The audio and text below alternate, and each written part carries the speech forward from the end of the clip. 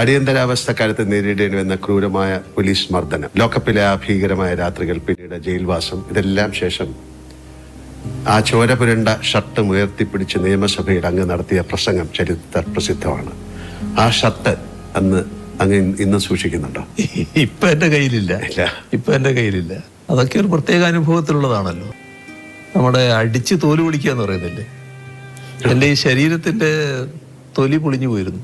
ഈ അടി കൊണ്ടിട്ട് നീര് കെട്ടിയിട്ട് അതിൻ്റെ ആ തൊലി പോയിട്ട് വേറെ തൊലി വന്നിരുന്നു. അങ്ങനത്തെ ഒരു അവസ്ഥയുണ്ടായിരുന്നു. അത് അത്തരത്തിലുള്ളതായിരുന്നു തല്ല്. പിന്നെ ഈ ഒരു മിന്നലിങ്ങനെ വരും. ഈ അടി ഈ ഭാഗത്തൊക്കെ കൊണ്ടാൽ കണ്ണിൽ ഒരു മിന്നുന്ന പോലെ തോന്നും. അങ്ങനെയൊക്കെയുള്ള തല്ലായിരുന്നു അത് വളരെ വളരെ കടുത്ത മർദ്ദനായിരുന്നു.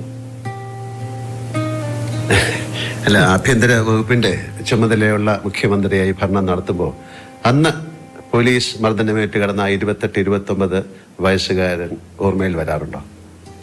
കാര്യം ശരീരത്തിലെ മുറിവിനേക്കാൾ വലിയ പോറലുകൾ അന്ന് മനസ്സിലേറ്റിട്ടുണ്ടെന്ന് നിങ്ങൾക്കറിയാം. ആ മാനസികാവസ്ഥ ഇന്ന് തിരിഞ്ഞു നോക്കുമ്പോൾ എങ്ങനെയാണ് അങ്ങ് വിലയിരുത്തുന്നത്? അല്ല, അത്തരം ഒരവസ്ഥ ഉണ്ടാകാതിരിക്കുക എന്നുള്ളതാണ് പൊതുവിൽ ഞാൻ ആഗ്രഹിക്കുന്നത്. അതുകൊണ്ട് തന്നെ ലോക്കപ്പിലുള്ള മർദ്ദനത്തോട് ഒരു ദയയും കാണിക്കാറില്ല. അത്തരം ഉദ്യോഗസ്ഥരോട് കടുത്ത സമീപനം സ്വീകരിക്കുന്ന നിലയാണ് സ്വീകരിച്ചു പോകാറ്. ഏതെങ്കിലും തരത്തിൽ ഒരു ലോക്കപ്പ് മർദ്ദനത്തിൻ്റെ ഭാഗമായിട്ട് ഒരാൾ മരണപ്പെട്ടു എന്നൊരു കേസ് വന്നാൽ നമ്മളത് ഇവിടെ പോലീസ് അന്വേഷിക്കാൻ പാടില്ല എന്നുള്ള നില തന്നെ എടുത്തിരിക്കുകയാണ്. അത് ഉടനെ CBIക്ക് വേണമെന്നാണ്.